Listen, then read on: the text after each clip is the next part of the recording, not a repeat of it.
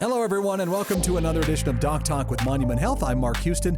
Today, we're combining two past conversations built around summer first aid. Dr. John Tronnes covers sprains, breaks, burns, and cuts, including a few pieces of common knowledge that need to go away for good. Then Dr. Kyle Lemley and Dr. Tamra Lemley talk campfires, grills, and fireworks, plus a story from their own 4th of July. Enjoy this episode of Doc Talk. Speaking of wives' tales, is it true that it's better to break your ankle than to severely sprain it? So, yeah, with that, I wouldn't say it's better. It heals faster. The break does? Yeah, broken bones. So on average, a broken bone will heal in 4 to 6 weeks, depending on how old you are and how good your bones are. But they say that soft tissue injuries like a severe sprain can take upwards of 12 weeks before that ligament is looking back to normal or before you're able to kind of move. That's why you'll see, pro athletes, I always talk with this with my patients about pro athlete, you'll see them, they pulled a groin and they're out for, 8 weeks, 9 weeks. And you're like, it's just a little strain, a little sprain, shouldn't be that bad. But no, the ligaments and tendons, they don't have a lot of good blood supply. And it's that blood supply that kind of brings healing factors from the body to that area. And so that's why it takes such a long time for those things to heal. And your bones do. And your bones much do. better blood supply. Bones are very vascular. Okay. Yep. And there's a very good mechanism in your body to heal broken bones. So if you get a sprain, a sprain can happen ankle, wrist. Like where else on your body can sprains generally happen? Anywhere. Oh, really? Okay. Yep. I've seen sprained back, sprained knees, sprained ankles, fingers. Finger sprains are very common. People, got caught and stubbed their finger, or, a ball came and they tried to catch it and, hit the end of their finger. So then what happens with those in those instances? Sprains, ankle sprains, I know if they're severe enough, surgery sometimes is recommended in those cases. But on fingers and things like that, then what do you do when something like that happens? For kind of the finger ones in particular, splinting, it tends to be the first care. And so when you're talking about first aid, having some kind of splint ability, if you do have a first aid kit, is probably a great idea. And they do make a lot of easy packable, like they'll have these foam rolls that have a malleable metal part in the middle that you can roll up, put into a first aid kit, unroll, and that way you can get something kind of in a neutral position, flat, immobile is essentially what you want, and then go get it evaluated so that, a physician can say, this is probably just a sprain, or I'm worried maybe that something's broken, let's get an x-ray. I get a lot of kids in that, out on the playground, hurt their ankle, hurt their leg, something like that. Teacher, parent says, it's just sprained, you'll be fine. 3 days later, they come in and they say, actually, it's broken. You've been walking around on a broken ankle for about 3 days now. Yeah. So immobilization is kind of a big step on most sprains then? Yep, yeah. And so having some kind of thing that you'll see Boy Scouts and, outdoorsmen use a stick and tape or something like that, something that you have on hand. But they do make, splint material that's pretty easy to get access to, and you can put in a first aid kit. That's pretty great. And I know we have Terry Peak up by Lead and Deadwood, and you'll often see people come in with that kind of, that's like a foam roll, has a metal insert in the middle that kind of is malleable, so they just kind of, whatever joint's the problem, they just throw it on there, throw some ACE wrap around it, immobilize it, and then send them down the hill to our ER. Just push them right down to ending up there. All right, so another big, this can happen throughout the year, obviously, in a lot of different situations, but when summertime rolls around, people head out and start to go camping. The one big thing that everybody loves to do is sit around that fire. Right? That's a big deal for us around here. And then that can lead to some idiot getting burned. Don't mean to call anybody an idiot, but it can happen to any of us, right? So burns, they can be, we've all been burned to one degree or another. What's best on first degree burns? I'm assuming it's more of just pretty general care, right? So the first thing with any burn is getting the temperature of it down as soon as you can. So that is cold running water. That's a true thing. Yep. I maybe would have thought that might have been a wives' tale too. The old wives' tale is butter. Butter for burns. Yeah, maybe that's it. Don't put butter on your burns. And so getting it under cold running water as soon as you can, because that thermal injury that's happening to the skin and the structures underneath it, will slowly spread, and you'll kind of see it like, okay, it's really bad here. Maybe that's where you'll get your blisters, or the skin will break down. Not so bad out towards the edges. And if you can get it cold as possible, as soon as possible, you'll reduce that spread of that thermal injury. And so you can try to get that down as much as possible. But get it under cold running water. They say about 10 minutes, especially if it's a significant burn. So just cold running water for 10 minutes, and then, gauge it. And if you think it needs to go in, go in. Burns that are particularly scary are ones that involve joints, like if it wraps around an entire joint, because if that heals improperly, it'll make that skin really stiff and really hard to move. Now, when you say wraps around a joint, like what do you mean? So let's say like someone's hand got into a boiling pot of water or something like that, and it's going to involve, joints around the knuckles, joints around the wrist, and so all that skin will get burn damage, and it will eventually turn into scar tissue and things like that. And so getting those to adequate burn centers is important, which is tough around here because we don't have a burn center in South Dakota. They all end up going down to the Denver region. Is that the closest one to us, probably? So what are the, real quick, if you can, what are the, you always hear first, second, third degree burns. Yeah. What's the differences between all of them? We don't even call them that anymore. Really? Yeah. No. Oh, man. I'm going to title this The Old Wives' Tale, a first aid episode. But it was essentially the depth was what it caused. And so we call them superficial burn, partial thickness burn, full thickness burn. Well, I can't remember that. Yeah, first, second, third, it's so much easier, yes. Yeah. And so I never hold it against people. But that's what we call it in the medical field nowadays. And it's essentially just how much of that skin tissue, so, the skin has many layers to it, and essentially how deep do we think that burn is going? And they'll have kind of classic signs of like, if it's this deep, you'll start to see blisters. If it's, all the way down to the bone, it'll look like this. And so there's ways that we can kind of gauge it and severity, but, that kind of simple sunburn is kind of that superficial, that's maybe just into that epidermis dermis layer.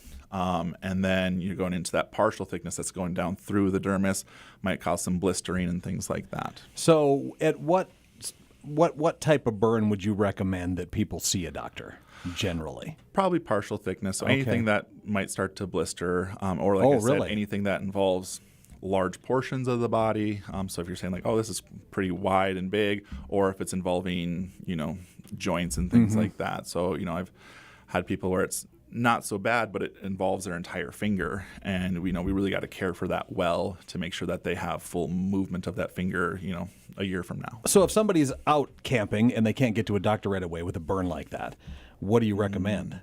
I mean, in a first aid kit. Yeah. Like I said, cold running water, and then they'll have burn creams, burn gels, things like that can help, and then just keeping it covered, because burn tissue is going to be more prone to infection, might blister and then open up and then have open wounds. And so keeping it covered, especially if you're going to be outdoors like that, and getting in somewhere. Okay. I know one that's pretty popular is Silvadene cream, which is kind of like a silvery type base cream, which is great for preventing infection.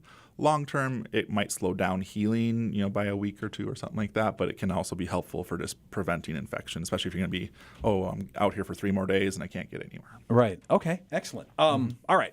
I'm going to combine these last two here a little bit, because everybody is going to experience that this year too. Hopefully, you'll avoid the sprains and the burns and the spider bites, but cuts and scrapes, puncture wounds, things like that are going to happen to all of us as we head out this summer, right? So cuts and scrapes.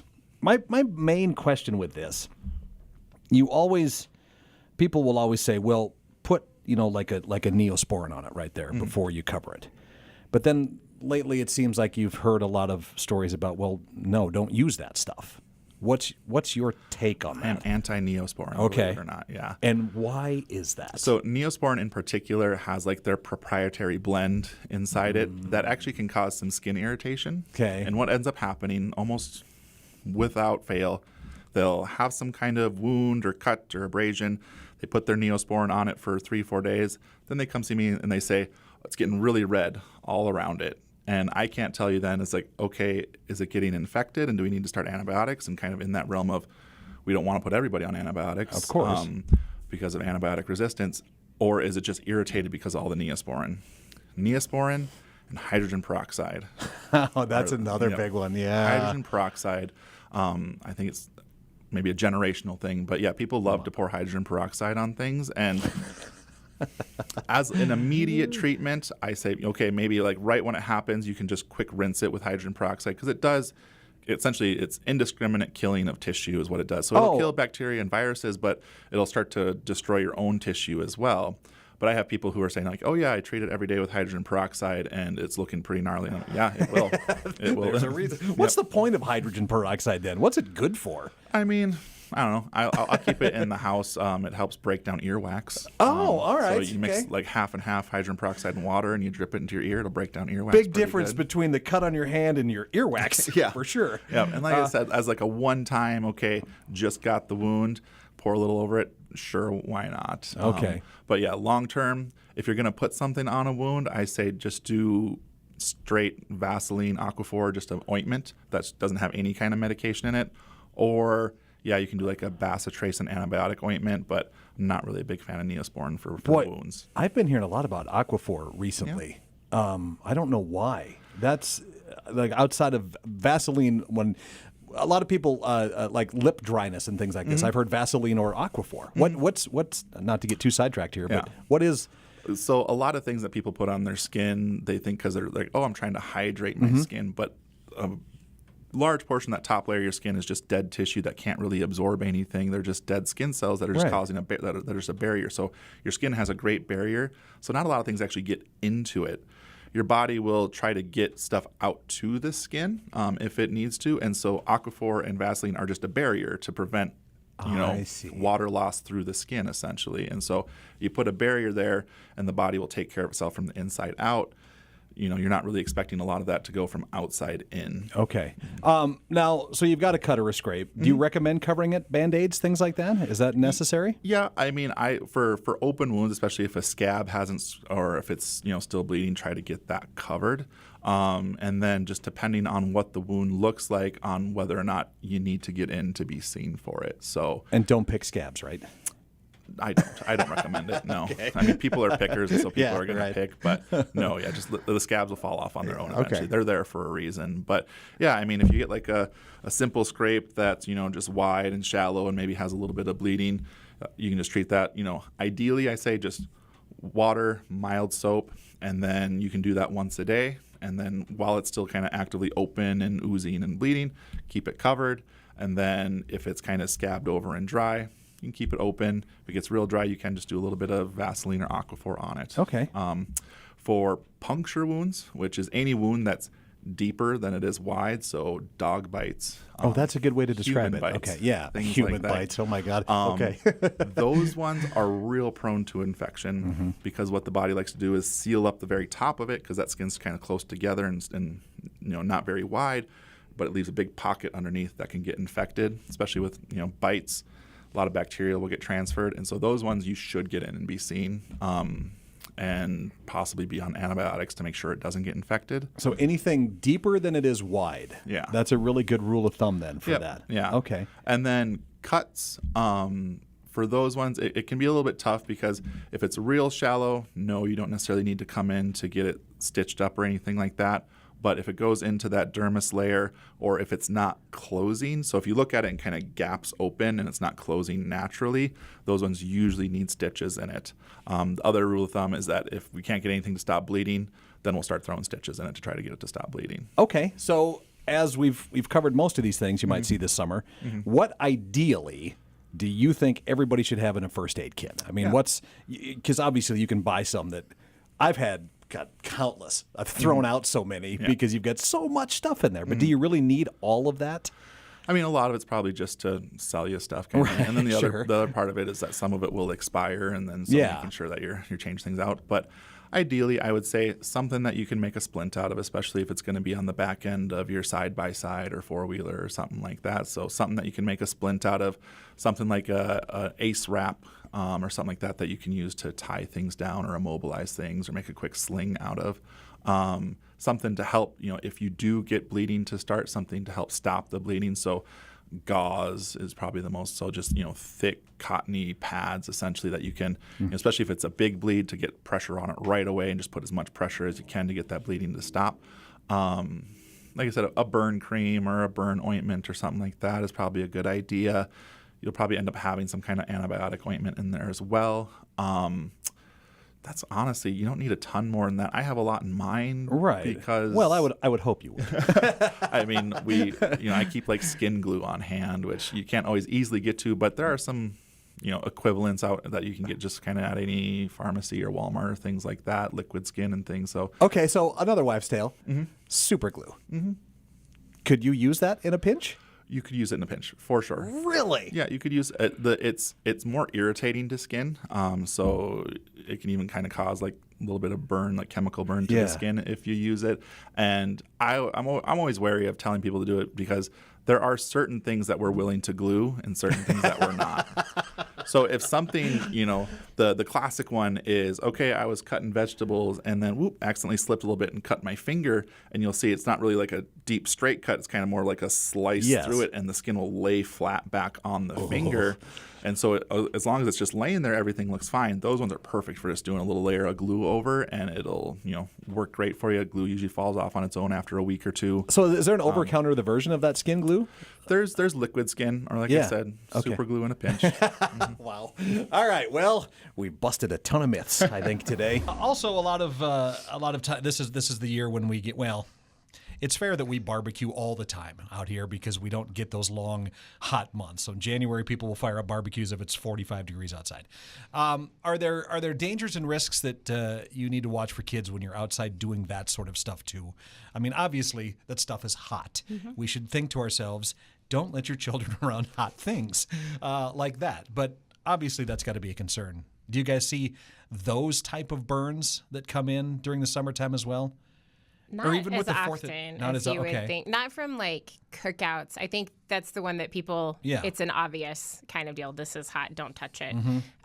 So I won't say that we've never seen a burn from a kid putting their hand on the grill, not knowing it was still hot or something like that. But it's not as common. Campfires are probably a little Bigger bit deal. Campfires are sparking or falling. And the coals don't look hot anymore. Right. Yeah, So they'll they stay go hot. play, but they're still hot. Okay. So just being mindful around the campfires. Of not Yeah. horsing around. That's probably one of the times that we've been over anal with our kids when we have been camping. Of like, there's no horseplay within 10 feet of the fire. Like, stop messing with your brother, kind of deal. Because one of you is going in. Yeah.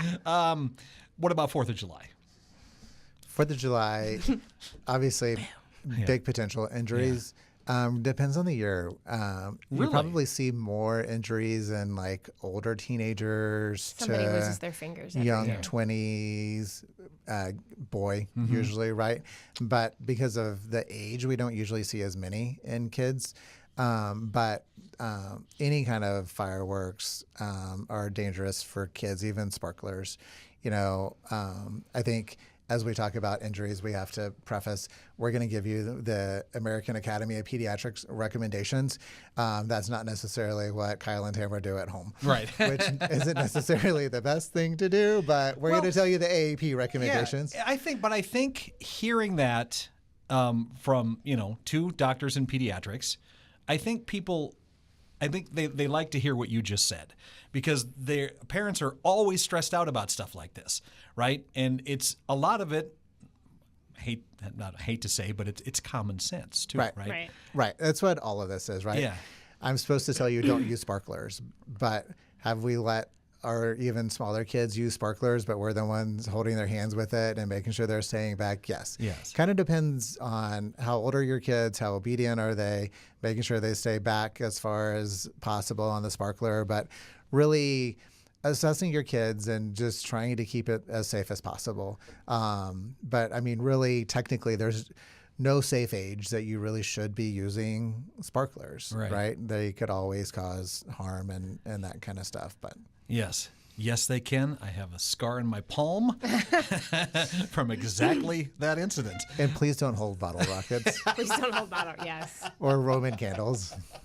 Oh, but come on. That's how you show how tough you are when you're 13, right, Doctor? That's how I shoot them at my brothers. That's right. Come on.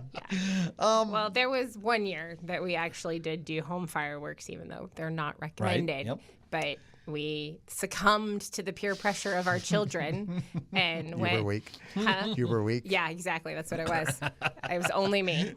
And we started this. I don't know if we started. It was the year we did this. It was our 4th of July that year. And for whatever reason, we didn't go see the city fireworks. It was the first year after COVID, I think. So I don't know what was happening that summer either, if there was even a big set off. So everyone got their own half-gallon of ice cream, flavor of their choice. Nice. Good start. Also a recommendation for the American Academy of Pediatrics. They did not consume it all in one night. Mostly. They did it in 2. But then we had fireworks that we set off, and it was, they were like, we were well back. We had a very long driveway. Everything was at the end. So, we were trying to take some precautions, common sense stuff. So we had everybody, way back. And, of course, the younger ones were, this is your chair. Don't move from it, blah, blah, blah. But our older 2 were, let's see, our oldest would have been like a freshman, I think, in high school at that point. And so he wanted to light one of it wasn't a bottle rocket. What was it? I don't know. There was a little chamber that you set the ball down in, and then you let the flame. Right. A tube and then shoot up. And then it shoots up. But we had bought 2 different packages, and so the tubes were ever so slightly different. But he knew what he was doing, and we're like, okay. No, I gotta let everybody know if they're not watching the video. She knew what he was doing with air quotes. Okay. And so he put it in the wrong tube and lit the fuse. And about the time that I was like, wait, that's not right. The tube falls over, and I'm like, run, and it shoots out across our driveway, basically chasing him. Never saw him run so fast. But to your kids... But he did not, nothing bad happened with it because we were, I think, aware, and we're like, he was already moving back from it. It was like you light it, you run back kind of deal. So he was already moving, but I was like, go faster.